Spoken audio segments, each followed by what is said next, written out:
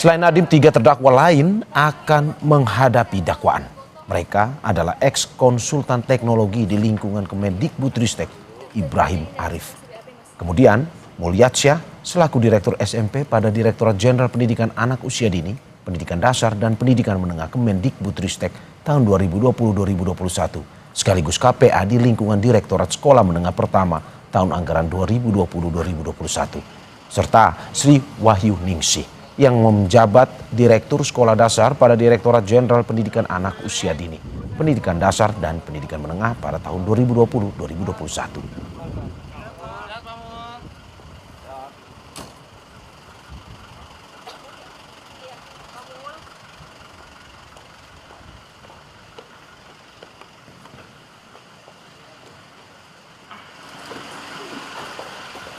Dan saudara, kita bahas soal korupsi pengadaan Chromebook yang menjerat ex-Mendikbudristek Nadiem Makarim bersama pakar hukum pidana dari Universitas Tarumanegara, Heri Firmansyah. Selamat pagi Mas Heri.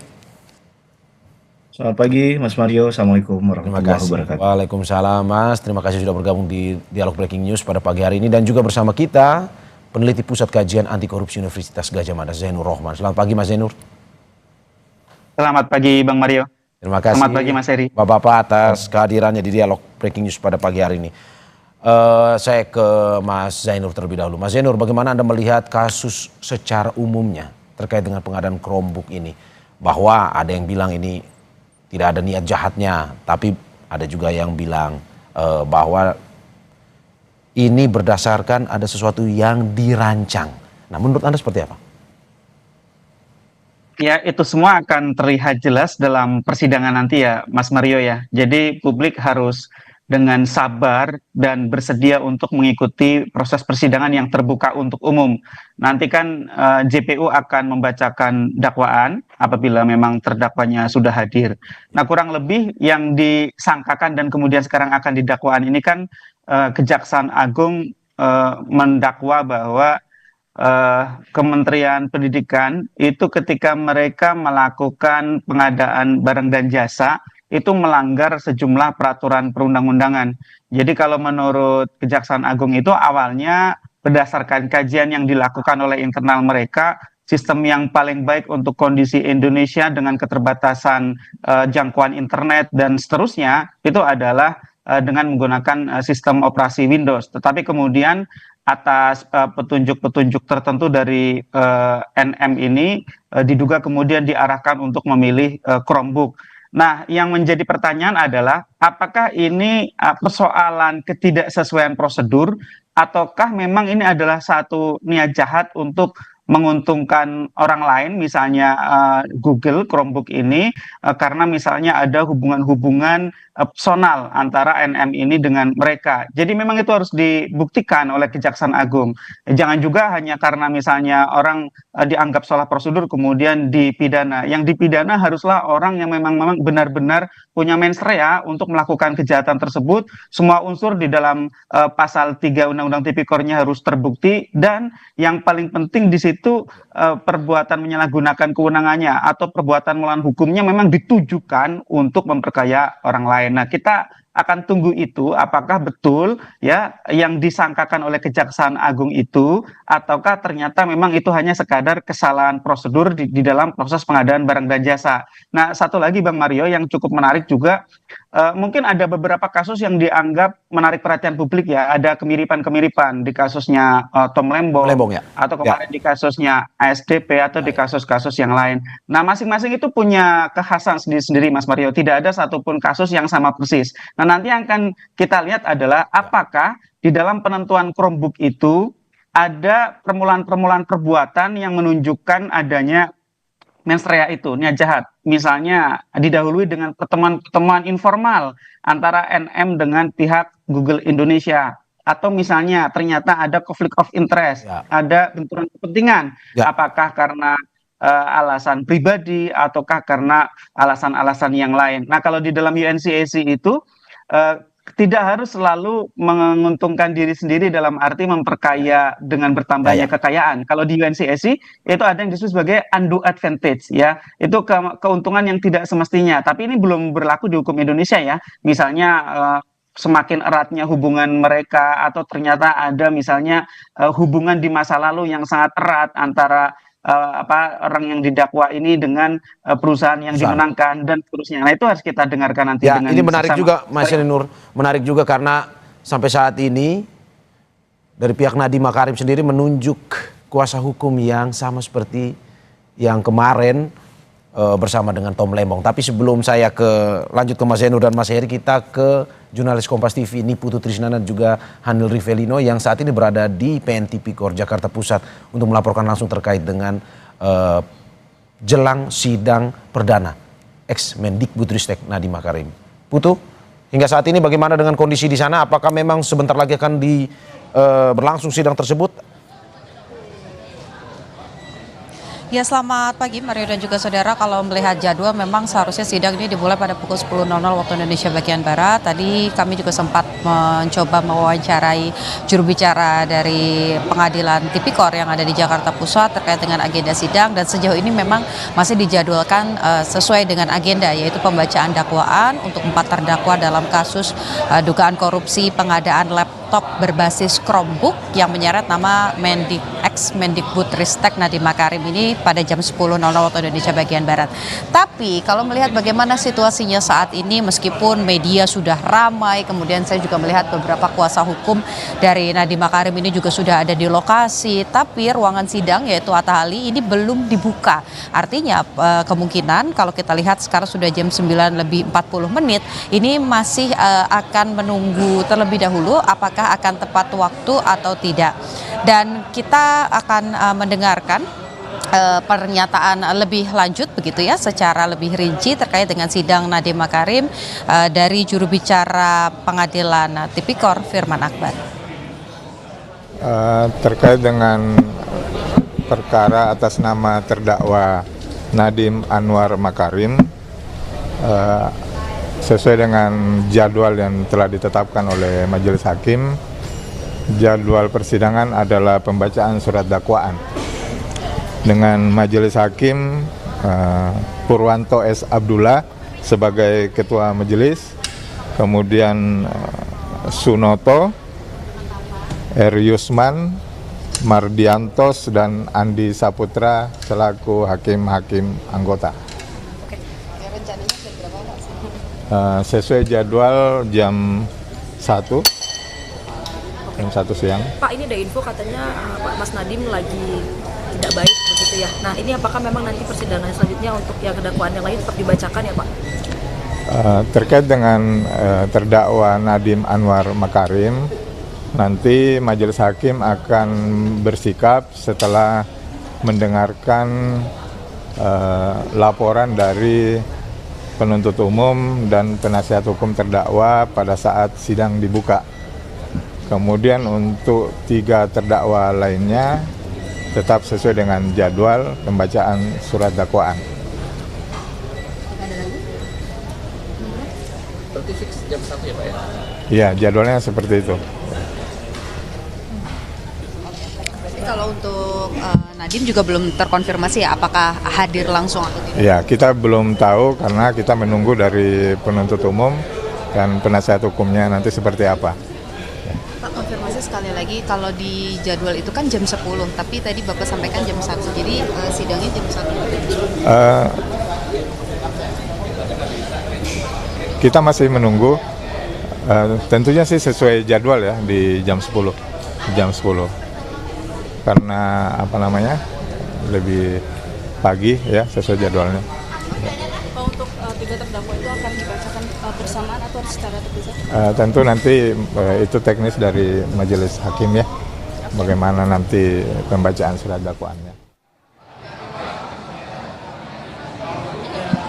Ya saudara, kita dengarkan sama-sama bagaimana tadi pernyataan dari juru bicara Tipikor Firman Akbar terkait dengan agenda sidang pada hari ini. Jadi kalau mengutip juga tadi, selain ada 5 orang hakim yang sudah ditunjuk untuk akan memeriksa, mengadili dan juga memutuskan apakah kesalahan yang didakwakan oleh jaksa penuntut umum kepada Nadiem Makarim CS ini sudah sesuai dengan hukuman yang mengancamnya atau justru keputusannya berbeda. Tentu ini perjalanan yang panjang karena ini masih sidang perdana, masih ada proses pemeriksaan, mendengarkan ahli, mendengarkan saksi, sampai nanti akhirnya masuk ke tahap putusan dari majelis hakim. Jadi ini prosesnya masih panjang, tapi kalau kita tarik sedikit ke belakang Mario dan juga saudara, memang kalau untuk kasus pengadaan laptop berbasis Chromebook di Kementerian Kemendikbudristek begitu ya. Ini memang sebetulnya ada 5 orang yang menjadi tersangka, sementara yang sudah menjalani proses atau akan mulai menjalani proses peradilan ini baru 4, karena yang diserahkan pemberkasannya ini baru untuk 4 orang buron begitu. Jadi masih dicari oleh pihak kejaksaan terkait di mana posisinya dan juga apakah akan ditangkap atau tidak. Nah, sehingga dari 4 terdakwa inilah yang nanti akan bersidang seharusnya hari ini, yaitu ada Nadiem Makarim, kemudian juga ada nama-nama lain yang merupakan bagian dari berkas perkara yang sudah dilimpahkan ke Pengadilan Tipikor, yakni ada ex konsultan teknologi Kemendikbudristek Ibrahim Arif, kemudian ada Direktur SMP dari Ditjen Pendidikan Usia Dini, Pendidikan Dasar dan Menengah periode 2020-2021 Mulyadsya, kemudian ada Direktur Sekolah Dasar Ditjen Pendidikan Usia Dini, Pendidikan Dasar dan Menengah periode 2020-2021 Sri Wahyuningsih, dan ada satu lagi yang masih buron tadi, yakni Juristan, merupakan staf khusus dari Mendikbudristek periode 2020-2024. Jadi kenapa kemudian kasus ini menjadi ramai, Mario dan juga saudara? Berdasarkan yang disusun oleh pihak kejaksaan, dalam hal ini adalah penuntut umum, Nadiem Makarim ini disebut sudah merencanakan pengadaan laptop Chromebook berbasis Chromebook ini sebelum dilantik oleh Presiden ke-7 yaitu Joko Widodo begitu. Ini sudah dibicarakan dengan Juristan yang pada akhirnya kemudian menjadi staf khusus dari Nadiem Makarim dan sekarang statusnya buron. Ini sudah dibicarakan kurang lebih 2 bulan sebelum dilantik. Termasuk juga lobby-lobby atau komunikasi dengan pihak Google yang nantinya membicarakan soal pengadaan dari laptop Chromebook tersebut.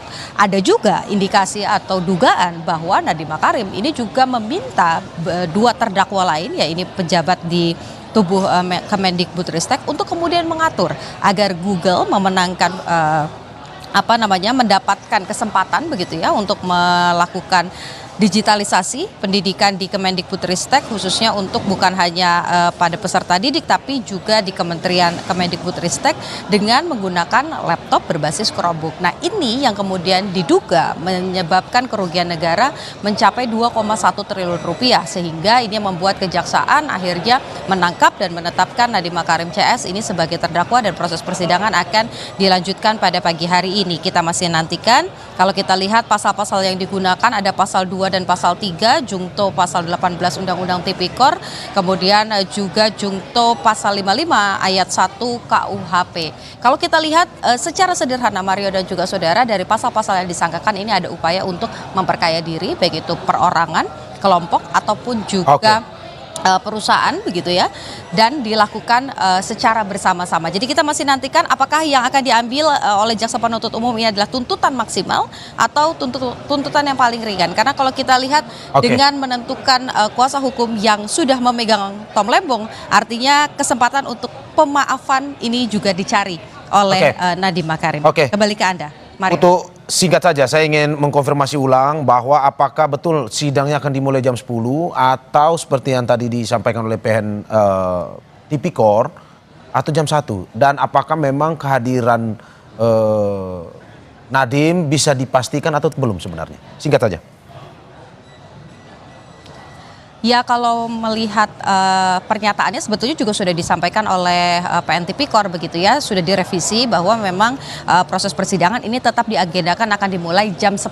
Tapi apakah nanti ada pertimbangan-pertimbangan lain, ini yang masih kita tunggu sama-sama, karena sampai dengan saat ini meskipun kuasa hukum dari Nadiem Makarim ini sudah tiba di PN Tipikor, tapi kami belum melihat kedatangan langsung dari Nadiem Makarim tiba di PN Tipikor, karena Nadiem sendiri ini baru saja operasi begitu ya pada tanggal 11 Desember atau sekitar 4 hari yang lalu, sehingga masih dibantarkan statusnya. Jadi kita masih menunggu apakah nanti persidangan akan tepat dimulai pada pukul 10 atau mundur ke jam yang lain atau bahkan mundur sampai ke jam 1 siang nanti. Mario.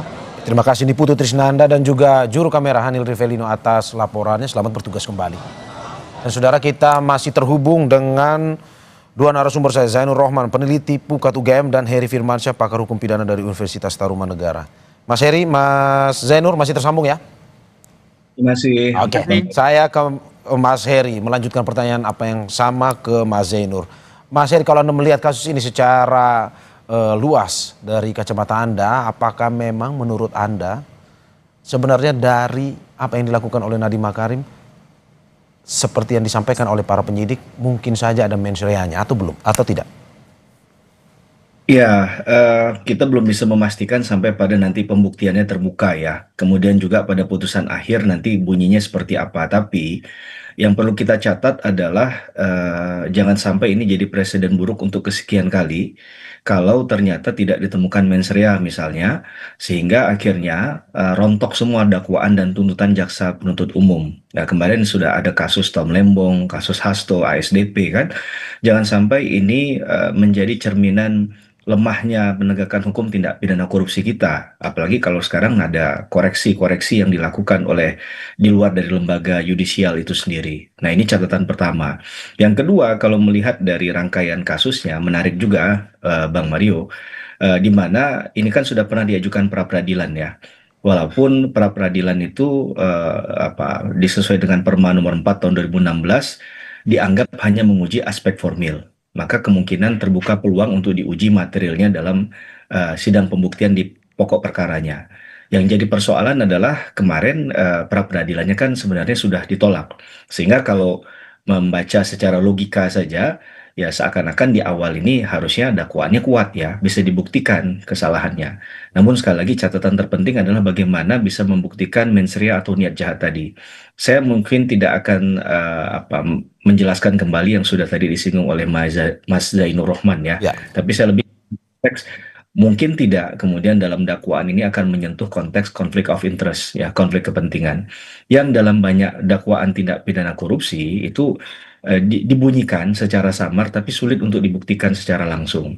Nah, kalau itu bisa ditarik ke ranah itu, kalau melihat dari rangkaian kasusnya, itu sebenarnya ada kemungkinan itu arahnya ke konflik of interest ya, di mana ada goto begitu ya, ada yang dikaitkan dengan personalnya Pak Nadiem Makarim sebelum diangkat menjadi menteri. Ini konflik of interest antara Nadiem dan juga perusahaan yang sebelumnya dipimpinnya, maksudnya Anda seperti itu? Kemungkinan besar ke arah itu dari arah bahwa ketika kita bicara tentang konflik of interest ini kan memang sangat bias ya. Ini yang pintu masuk yang harus benar-benar pakem dilakukan oleh teman-teman penyidik, bagaimana mengkaitkan fakta-fakta hukum tadi. Ada pertemuan-pertemuan yang dilakukan bahkan sebelum terpilihnya Mas Nadiem selaku menteri begitu kan. Dan menariknya juga bahwa dalam kasus ini seperti biasa ya, dalam tindak pidana korupsi tidak langsung menyentuh pada pelaku utama. Ibaratnya kayak makan bubur panas-panas begitu ya. Dia menyisir dari tepi dan dari sekeliling orang kepercayaannya Mas Nadiem sudah diajukan menjadi tersangka. Dan konon katanya menyebut nama beliau. Nah, ini yang harus kemudian di sisinya Mas Nadiem harus bisa membuktikan sebaliknya kan, bahwa apa yang disampaikan itu ya tidak kemudian menyatakan dia sekonyong-konyong bersalah begitu kan, terlibat dalam pusaran tindak pidana korupsi ini. Belum lagi kalau kita bicara tentang actual loss-nya. Berapa sih nilai kerugian aslinya? Ini kan yang banyak sekarang 2,1 triliun. Ya, ini yang menjadi tren dalam para pelaku yang dijerat dalam tindak pidana korupsi melakukan perlawanan ya. Mereka mengatakan bahwa tidak begitu, tidak demikian bombastisnya atau fantastisnya nilai kerugian. Maka ini juga jadi pintu masuk bagi perlawanan tadi. Belum lagi bagaimana metode alat ukur, ahli yang kemudian menilai itu, karena banyak juga selain BPK dan BPKP kemudian digunakan juga untuk kemudian menaksir atau menilai kerugian negara tadi. Maka menurut saya ini menjadi pembelajaran betul yang dilakukan oleh para penyidik ya di Kejaksaan Agung, sehingga para penuntut umum dalam ibaratnya ketika dia menghidangkan dengan baik kan berarti bisa kemudian penuntut umum melakukan tugasnya dengan lebih mudah ya, dengan lebih smooth gitu ya dalam membuktikan kejahatan tindak pidana korupsi. Menurut saya itu catatan umum kita, tidak hanya di kasus Pak Nadiem ya, tapi dengan melihat flashback ke belakang kasusnya Pak Tom Lembong, Hasto, dan juga ASDP. Oke, Begitu. ya. Saya ke Mas Zainur. Mas Zainur, ini menarik bahwa kalau menurut Anda, tadi apa yang disampaikan oleh Mas Heri, bagaimana kuat-kuatnya kuasa hukum dari Nadiem Makarim ini untuk membuktikan bahwa dia tidak bersalah. Kalau menurut Anda, apakah sebenarnya kasus ini mau ditarik kepersamaan dengan kasus yang dimiliki oleh Tom Lembong? Karena kalau kita melihat kuasa hukum yang dipakai oleh Nadiem Makarim adalah kuasa hukum yang kemarin membela Tom Lembong. Menurut Anda seperti itu dan bagaimana? Ya, merupakan hak dari seorang tersangka atau sebentar lagi jadi terdakwa ya untuk melakukan pembelaan diri, memilih pembela hukum terbaik yang sesuai menurut mereka. Nah, apakah ini kemudian alasannya sudah berpengalaman menangani perkara-perkara lain? Ya, mungkin bisa jadi ya karena berpengalaman. Tetapi kan dari pokok perkaranya sendiri sebenarnya termasuk di kasus Tom Lembong itu kan putusan pengadilannya terbukti bersalah melakukan tindak pidana korupsi. Ya. Hanya saja diabolisi. Ya Oleh dilakukan presiden ya? penghapusan dengan hak prerogatif oleh presiden gitu ya. Jadi sebenarnya kalau dari sisi pokok perkara tidak ada hal yang kemudian cukup berbeda gitu ya. Artinya saya juga meragukan apa namanya taktik itu. Nah, tadi justru kalau kita kemudian sekadar melihat ya, ini kan yang disangka dan sebentar lagi akan didakwa oleh JPU itu kan penyalahgunaan kewenangan ya. Memang NM sebagai seorang Menteri Pendidikan punya kewenangan untuk menetapkan kebijakan digitalisasi pendidikan. Tetapi bagaimana kewenangan itu digunakan? Nah, inilah yang dianggap oleh Kejaksaan Agung telah dilakukannya penyalahgunaan kewenangan. Dengan cara apa? Ya dengan cara yang pertama adalah sudah punya calon untuk pelaksana digitalisasi pendidikan. Belum ada kajian, belum ada pengadaan, sudah ada calonnya yaitu Google. Google itu punya produk namanya Chrome. Barang fisiknya itu namanya Chromebook. Jadi ini laptop yang menggunakan operating system Chrome gitu ya. Yang kedua ya, sudah kemudian dilakukan kajian ya, kajian di internal Kementerian Pendidikan. Hasil kajiannya menyatakan bahwa yang suitable, yang cocok untuk keadaan Indonesia adalah Windows. Kenapa demikian? Karena Chromebook itu harus didukung oleh internet yang stabil. Ya, infrastruktur internet ya. Betul, Chromebook itu tidak bisa jalan tanpa internet karena dia itu berbasis Chrome ya. Chromebook itu wajib ada internet yang kuat. Nah, sedangkan kita tahu ya wilayah Indonesia itu sangat beragam ya. Ada yang internetnya bagus di kota-kota, ada yang internetnya buruk. Mas Zainur, berarti yang menurut Anda ini adalah Gitu. sebuah kesalahan kalau misalkan pada akhirnya di awal sebelum menjabat menteri kan Nadiem sudah punya pikiran akan menggunakan Chromebook. Tapi jika memang itu tanpa kajian yang pasti, itu sebenarnya salah sebenarnya. Walaupun sebenarnya Chromebook ini menurut kuasa hukumnya adalah salah satu aplikasi ataupun teknologi yang mumpuni untuk anak-anak Indonesia. Ya, kalau itu berhasil dibuktikan ya, bahwa Nadiem merencanakan sebelum ditetapkan sebagai menteri, kalau menurut saya salah.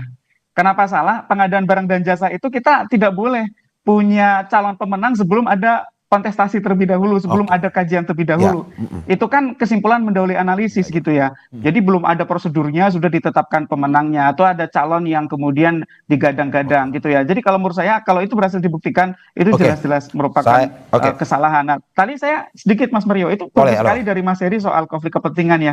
Ini kan tech bro society ya, jadi kan ini sesama orang-orang yang bergerak di bidang teknologi ya. Nah, kalau itu berhasil dibuktikan, kedekatan-kedekatan personal, kedekatan-kedekatan bisnis, kedekatan-kedekatan di habitat teknologi antara NM ini dengan orang-orang di Google Indonesia, dengan orang-orang di lingkungan itu, saya pikir itu akan semakin memperkuat memperkuat dakwaan ya bahwa telah terjadi konflik kepentingan. Kalau ada konflik kepentingan sih bagi saya itu sudah selesai, itu clear merupakan tindak pidana korupsi dan itu merupakan satu bentuk mens rea. Itu Mas Mario. Saya terakhir ke Mas Heri, singkat saja Mas Heri, bagaimana Anda melihat bahwa selalu digaungkan bahwa tidak ada keuntungan pribadi yang diterima oleh Nadiem, tapi yang tadi dibilang oleh Mas Zainur bahwa ini kalau teknisnya tanpa ada perencanaan terlebih dahulu ya salah sebenarnya. Masih masuk akal jika dia memang menjadi seorang terdakwa? Gini, Bang Mario, dalam membaca tindak pidana korupsi dalam sketsa yang lebih besar ya, grand design-nya adalah kita tidak bisa melihat seakan-akan itu keuntungan pribadi yang diterima adalah uang. Kalau ingin melihat untuk membuktikan hal yang lain, harus ditelusuri apakah ada keuntungan bentuknya saham kah, atau kepemilikan investasi dan lain sebagainya. Itu menurut saya bisa saja dilakukan. Jadi pemahaman bahwa pelaku kejahatan, saya tidak mengatakan ini yang dilakukan oleh Pak Nadiem ya, tapi dalam suatu tindak pidana korupsi, kalau hanya melihat bahwa naik kekayaannya, LHKPN-nya ketika dia menjadi pejabat publik, saya rasa itu sesuatu yang sangat dasar sekali untuk dilakukan suatu kejahatan tindak pidana korupsi, dan biasanya untuk kelas kelas yang lebih besar tidak menggunakan lagi pola-pola semacam itu karena pasti sudah diketahui bahwa ada niat jahatnya, dan itu terlalu mudah untuk dibuktikan.